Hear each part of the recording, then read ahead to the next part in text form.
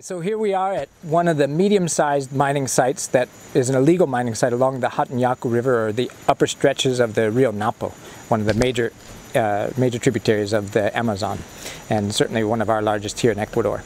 The cool thing about the Napo is it's the largest watershed we have that doesn't have much development on it, doesn't have any dams, doesn't have any big villages upstream, and so its water quality is very high.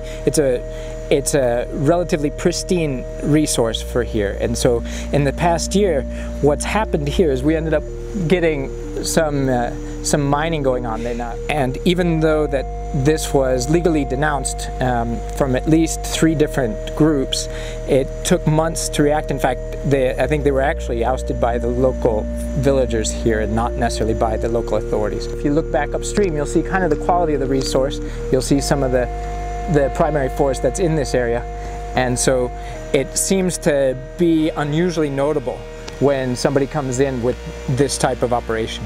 The river has a lot of radical changes here. We have huge floods that come probably monthly, and so whenever you break the vegetation along the sides, well, then you're now exposing it to more erosion, and that's already happening at this particular site, as we can see up here. This site has been completely torn open.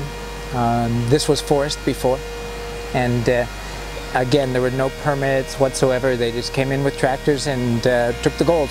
That's basically their objective, and it was a kind of a fly-by-night operation. They came in, got what they wanted, and they're gone already. And this was it, within a month that this damage was done.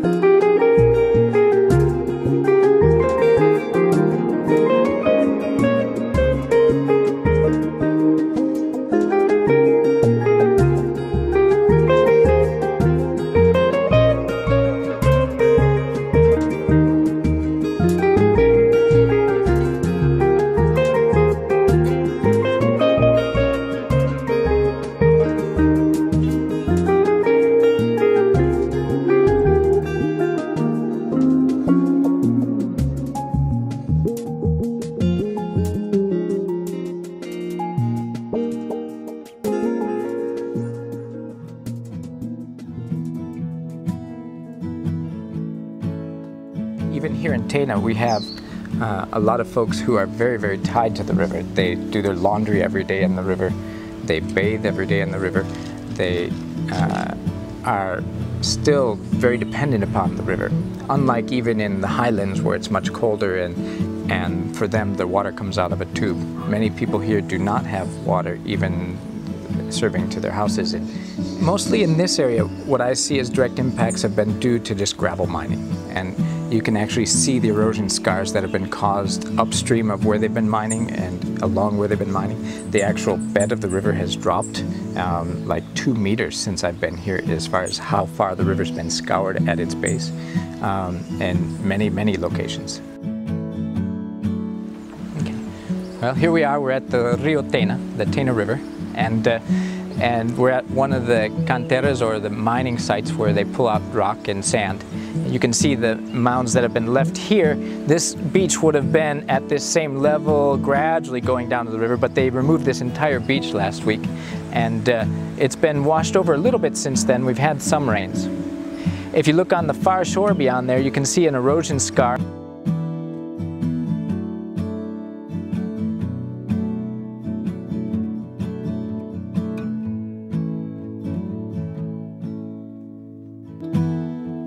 Everything that happens is from now. This is pouring rain. This is paralyzed.